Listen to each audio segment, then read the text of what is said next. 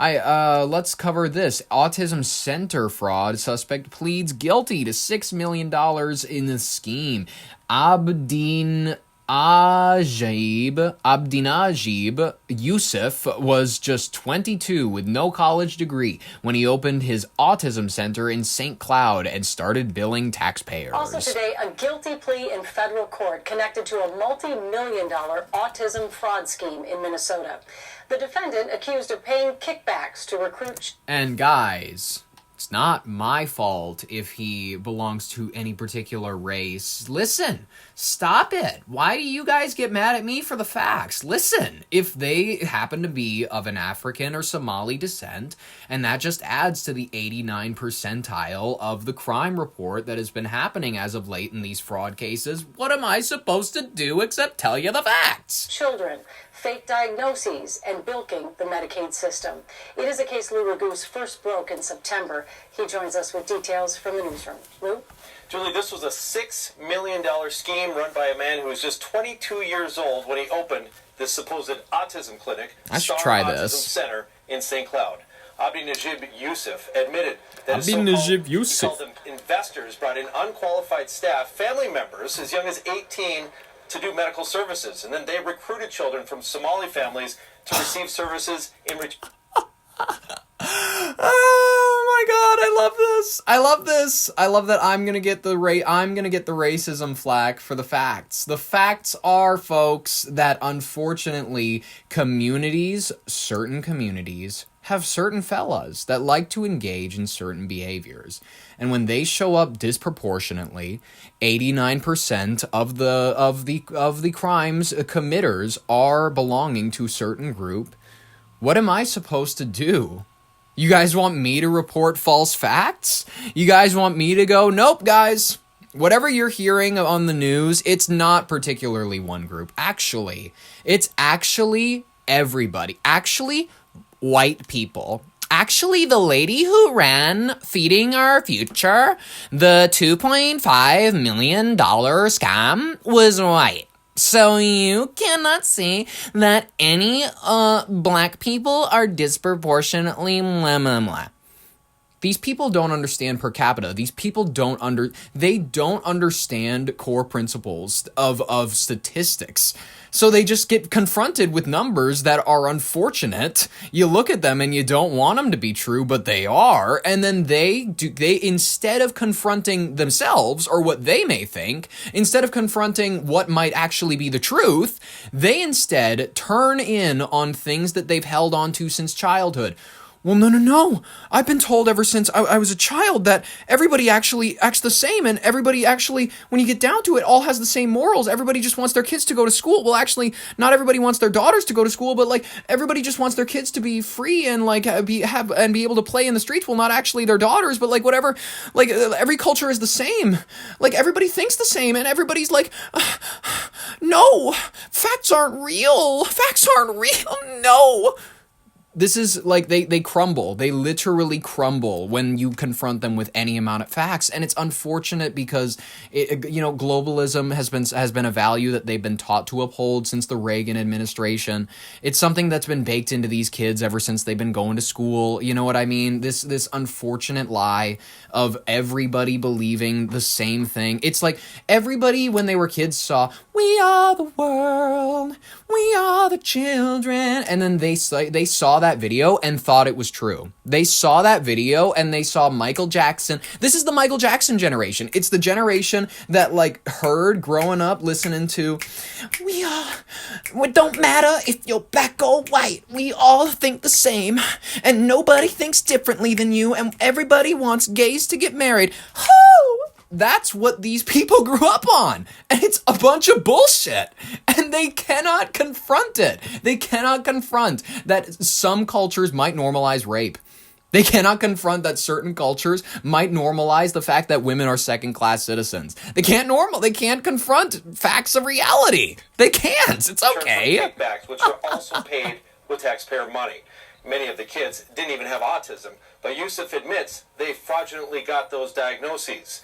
After 4 years, Star Autism Center had racked up $6 million in reimbursements. Yusuf sent $200,000 to Kenya and spent $100,000 on a Freightliner semi. He was feeding them kids in Kenya. That's what the Michael Jackson generation would say. They'd hear it and they'd go, I was born between 1965 and 1990. And I actually grew up, and I actually think that they were sending that money to help kids with AIDS in Africa. Hey!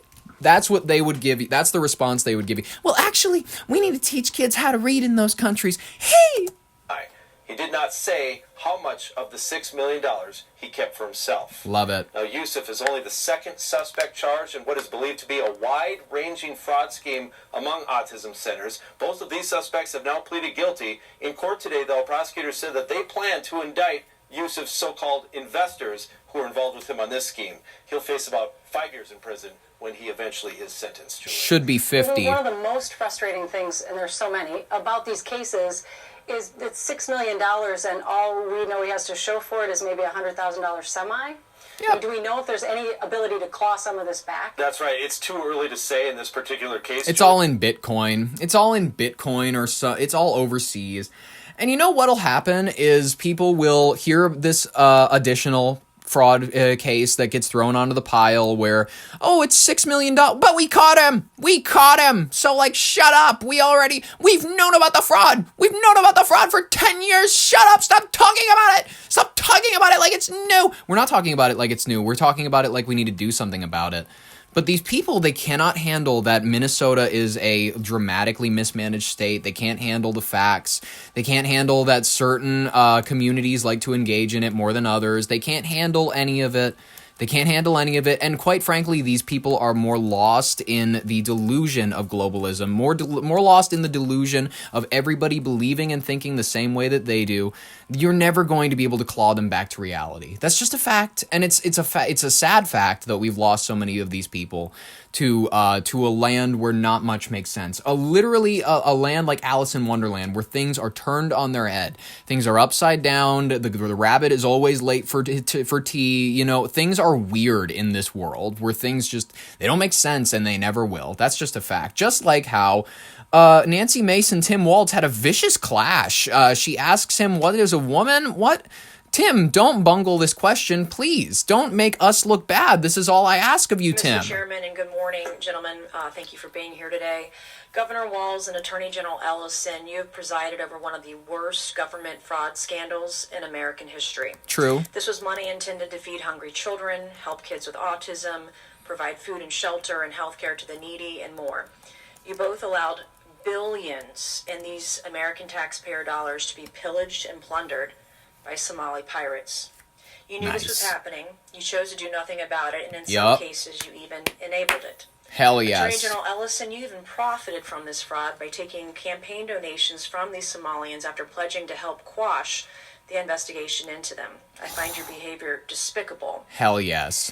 Despicable me. Guys, this is iconic. And if you don't think that Keith Ellison, that crook, who, by the way, worked with the Ballas, literally worked with the Bloods and worked with gangs of South Minneapolis in the early 90s. Look it up. It's not that hard to find his criminal connections. And if you want to talk about the communist sympathizer, literally has taken so many trips to China, did as an early man, collected the Little Red Book, gave it to all of his students, said, this is actually really important. You guys should read this.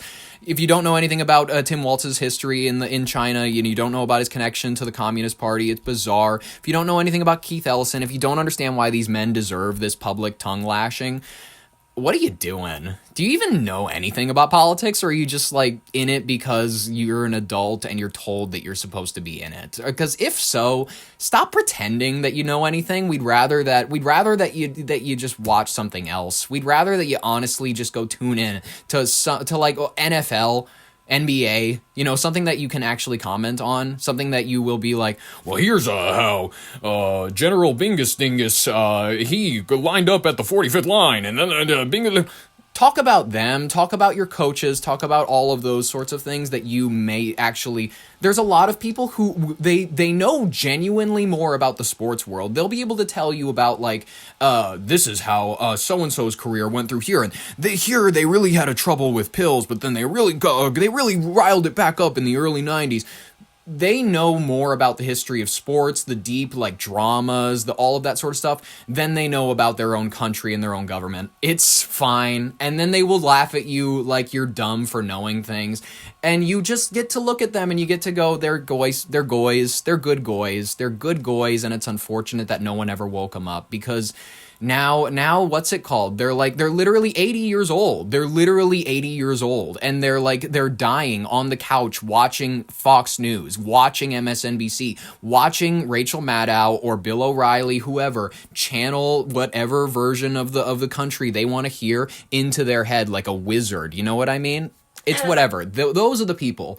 Those are the people that don't understand why Trump doesn't need... They're like, Trump, why would he need to testify in front of the Epstein deposition trial? And they're the same people that go, why does Tim Walz need to be questioned about the fraud?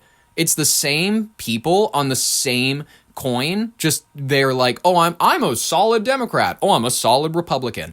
I don't understand why Tim Walz needs to be held to account for his state's fraud. Oh, I don't understand why Donald Trump needs to be interviewed about Epstein. He says he didn't know anything and the country needs to move on. You're the same person. My questions this morning, my first go to Governor Walz, and I hope you learned some lessons from your last hearing with me on the Oversight Committee. Hell yeah. I did that if I didn't speak up, 2 of my people would be dead, Congresswoman. And I warned you. Okay, Miss Governor Walz. But the people would be dead. What is a woman? Have you learned that lesson? Do you know what a woman is?